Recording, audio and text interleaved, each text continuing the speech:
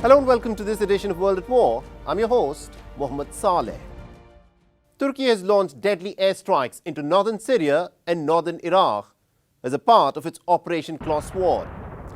This has been in response to the deadly blast at the Istiklal Avenue in Istanbul on the 13th of November. 6 people were killed and 81 others were injured in the gruesome attack, which Ankara immediately blamed on the Kurdish separatists. So from the 13th of November onwards, Turkey has struck an estimated 500 Kurdish targets in northern Syria and northern Iraq with missiles and drones. The Turkish Defense Minister Hulusi Akar has claimed that more than 180 Kurdish separatists have been killed so far. The militants will pay the price for the viciousness they showed in the recent attack in Istanbul's Beyoğlu district. We'll make them pay for all the crimes they have committed today and before. They will pay for them. In recent years, Ankara has staged several major military operations against the Syrian Kurdish YPG militia and the Islamic State militants. Now, Turkey has also asked the United States to stop backing the Syrian Kurdish forces that Ankara claims is a wing of the outlawed Kurdistan Workers' Party that is also known as the PKK. We have been bearing down on terrorists for a few days with our planes, cannons and guns. God willing, we will root out all of them as soon as possible, together with our tanks, our soldiers and our allies standing right beside us. In response to the Turkish air raids, the Kurdish separatists have staged some tit-for-tat attacks along Turkey's southern border. What is extremely concerning is that Turkey is said to have even targeted an oil field in Kamishli controlled by the Kurdish separatists. This is for the first time that Turkey has systematically targeted an oil field in the SDF-controlled region, in which about 15 civilians and 25 Kurdish fighters are reported to have been killed. Since 2016, Turkey has launched 3 major ground offensives into Syria, targeting the Kurdish militia. To understand what is happening in the region, it is equally important to look at the repeated missile and drone strikes that Iran has been carrying out in northern Iraq, especially over the city of Erbil. On the 28th of September, the Iranian Revolutionary Guards carried out missile and drone strikes near Erbil and Suleimania in Iraqi Kurdistan. 9 people are said to have been killed and 32 others were wounded in the attack.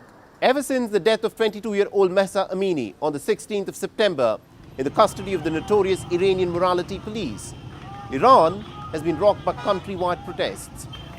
Mahsa Amini, remember, was a Kurdish Iranian, and it is in Iran's Kurdistan province that the protests have been most fierce. In fact, Tehran blamed the unrest on the Kurdish separatists and began a brutal crackdown on them. Now, all these protests and conflicts may look separate as they are happening in different countries, but underlining them all is the movement for autonomy and freedom of the ethnic Kurds, who often been described as a people without a homeland of their own. The 35 million Kurds are the 4th largest ethnic group in the Middle East. The ethnic Kurds form a distinctive community in the mountainous region that straddles Turkiye, Syria, Iraq, Iran and parts of the southern Caucasus. After the end of the First World War and the dissolution of the Ottoman Empire, the victorious Western Allies had made promises of an independent Kurdistan as part of the Treaty of Sevres in 1920. But these hopes of an independent Kurdish state were dashed just 3 years later by the Treaty of Lausanne in 1923, which demarcated the boundaries of the modern Turkish state.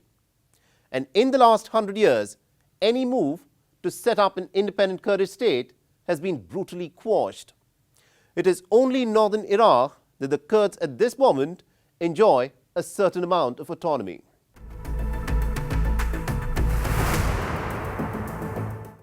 The first snowfall of Ukraine's bitter winter season has fundamentally altered the dimensions of war.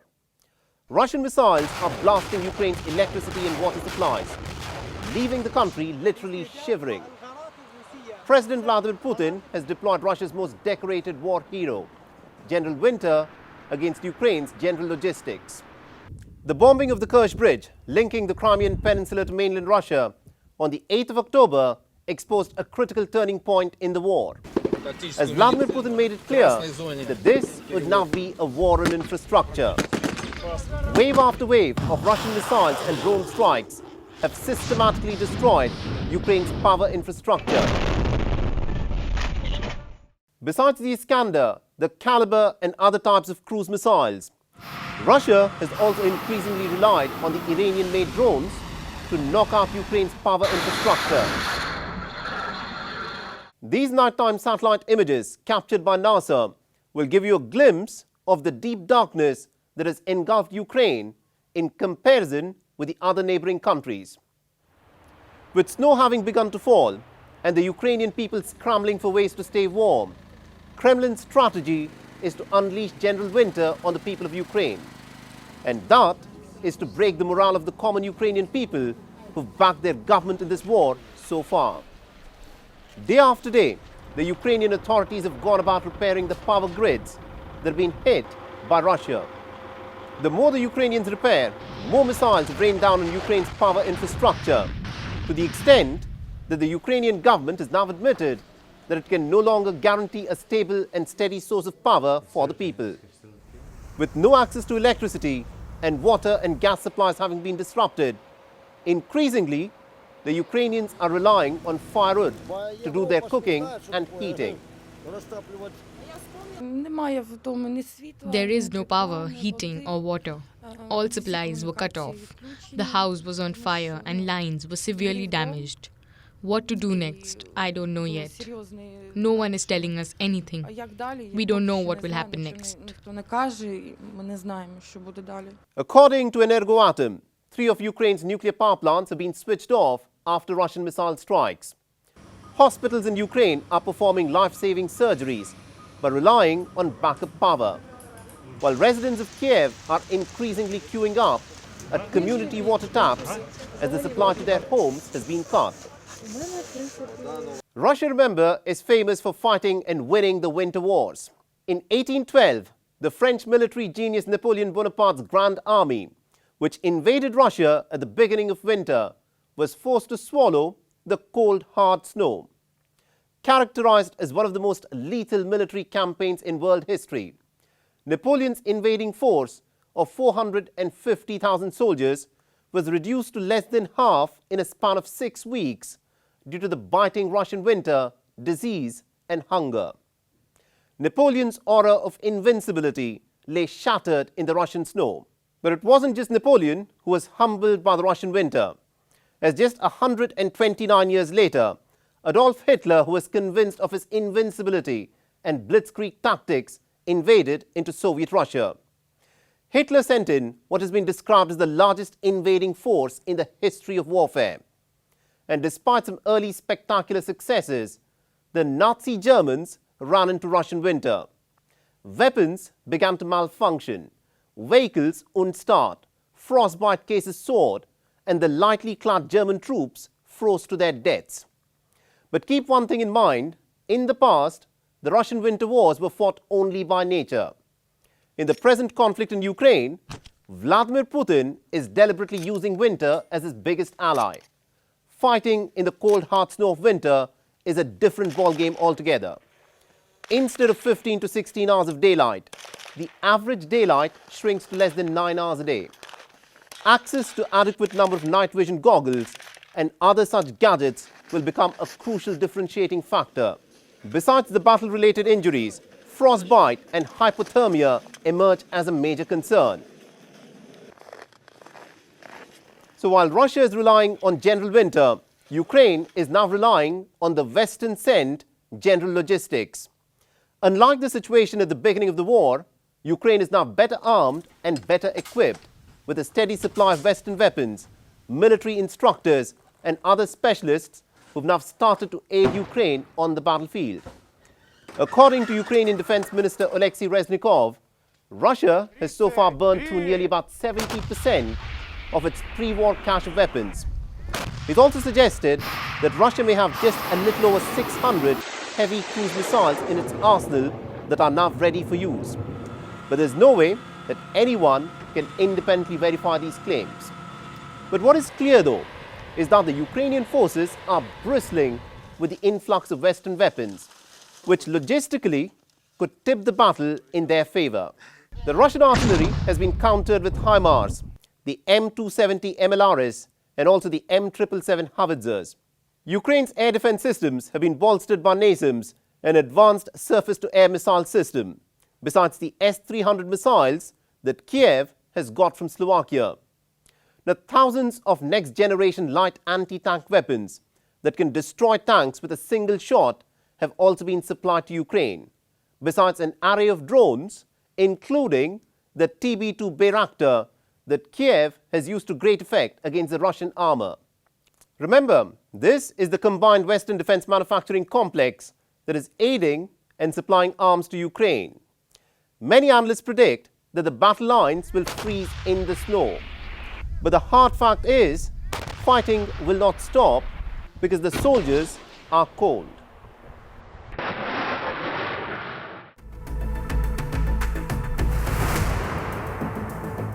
A 22-year-old gunman opened fire with a semi-automatic rifle in an LGBTQ nightclub in Colorado Springs. The rampage left 5 people dead and 25 others injured in what has been described as a clear case of a hate crime. And just 3 days later, 6 people were killed and several others were wounded in a shooting at a Walmart in Virginia. Now, despite the national outrage and despite the steady bloodletting that takes place week after week, the United States of America remains perhaps one of those unique countries in the world where a person can get randomly killed in an act of mass shooting. Our next report gets you more details. November has proven to be one of the deadliest months with respect to mass shootings in the United States. In the conservative Colorado Springs, the police received an emergency call of an active shooter at Club Q at 11:57 p.m. on the 19th of November. Responding promptly, the police was at the crime scene within minutes. By that time, the alleged gunman, identified as Anderson Lee Aldrich, had been subdued by 2 patrons at the club. They confronted and disarmed the gunman, thereby stopping the shooting and preventing any more casualties. One of the patrons is an Army veteran who credited his military training and instincts. 2 firearms, including a long rifle, were found at the scene at Club Q. An AR-15-style semi-automatic weapon was used, besides a handgun and additional magazines that have been recovered from Aldrich. Club Q is a gay and lesbian nightclub that features a drag show on Saturdays. Considered a safe haven for the LGBTQ community, this incident has scarred the locals. Our community is shattered. This is the only LGBTQIA+ space we have in the city of Colorado Springs. Where are we going to go? We can rebuild, we can do things, but it's not going to take back those 5 people that died or the other 18 that were injured. Like, how can we now do anything knowing like something like this can happen? Ironically, the shooting happened during Transgender Awareness Week and just at the start of Sunday's International Transgender Day of Remembrance. The day is meant to mourn and remember transgender people lost to violence. Less than 72 hours later, the calm Tuesday night turned into a horrific tragedy at a Virginia Walmart. 31-year-old Andre Bing, an employee with the superstore since 2010, started firing indiscriminately inside the Walmart. The deadly rampage happened merely an hour before the Walmart superstore was scheduled to close.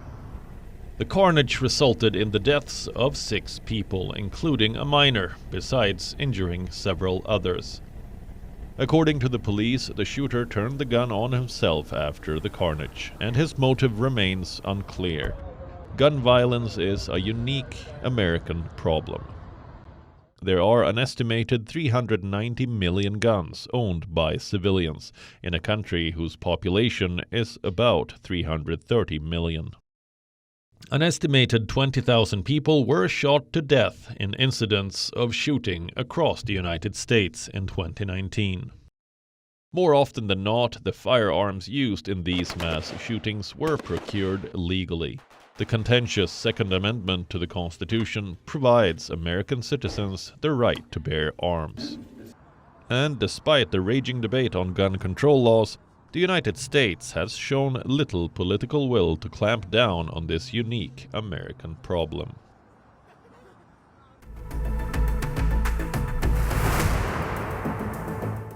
Two explosions targeting bus stops in Jerusalem killed one person and injured at least 14 others. These attacks have been blamed on Palestinian militants by the Israeli authorities. These bombings, a first since 2016, bear a striking resemblance to the second Intifada of the early 2000s. Now, as many as about 34 bombings reportedly have been thwarted this year, according to the Israeli security agencies. So what explains this sudden spurt of violence between Israel and Palestine? Our next report gets you more details. A 16-year-old boy was killed and 11 others injured in the first bombing on the edge of Jerusalem. The suspected Palestinian attack targeted a bus stop frequented by ultra-Orthodox Jews.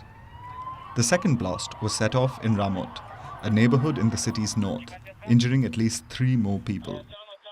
The Israeli army immediately blamed the explosions during the rush hour on explosive devices hidden in bags. In addition, they claimed that at least one of the explosive devices contained nails to maximize the effect. There was debris strewn along the sidewalk as the wail of ambulances pierced the uneasy calm. Not an easy morning in terms of number of injuries. We have here an outline of an attack that we have not seen in many years. 2 consecutive attacks. At the moment, we can't tell if it was one terrorist or a squad that split. In any ways, at the moment, Israel's police main effort is to scan all possibly hazardous areas, whether in the bus stations, buses or crowded areas. At the same time, to pursue and put our hand on whoever committed this terror attack. Together with all the other security forces, we will do all in our power and will reach this squad. The attacks have come on the heels of worsening Israeli-Palestinian tensions. Tel Aviv has repeatedly conducted relentless night raids into the occupied West Bank since February this year. Israel claims the raids into Palestinian lands are a retaliation for the spate of deadly attacks against Israelis that have claimed 19 lives. On the day of the bombings, Israeli defense forces demolished a school in the West Bank. A bulldozer tore through the single-floor structure even as the school children were still inside the classrooms. Repressive measures like this have led to an uptick in the Palestinian attacks in recent weeks. Stabbings, car rammings and shootings have been the preferred mode of attacks by the Palestinians. These twin bombings assume significance owing to the rarity since the end of the Second Intifada. During the Second Palestinian Intifada that lasted from 2000 till 2005, bus bombings were a hallmark of the Palestinian resistance. Wednesday's blasts prompted the closure of 2 checkpoints near the flashpoint West Bank city of Jenin. In the deadliest year since 2006, more than 130 Palestinians have been killed in the Israeli-Palestinian clashes in the West Bank and East Jerusalem. With Benjamin Netanyahu to form Israel's most right-wing government, the conflict zone increasingly resembles a powder keg. And analysts say this is increasingly looking like the beginning of the Third Intifada.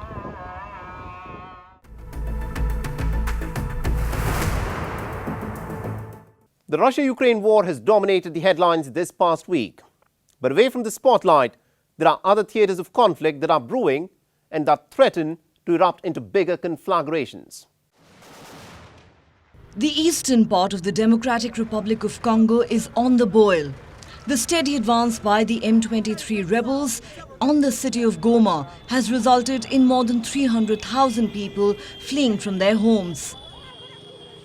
The African leaders who had gathered in the Angolan capital of Luanda had announced an immediate ceasefire. But this ceasefire lasted less than 24 hours as the M23 rebels, who are widely recognized as backed by Rwanda, have rejected the ceasefire deal.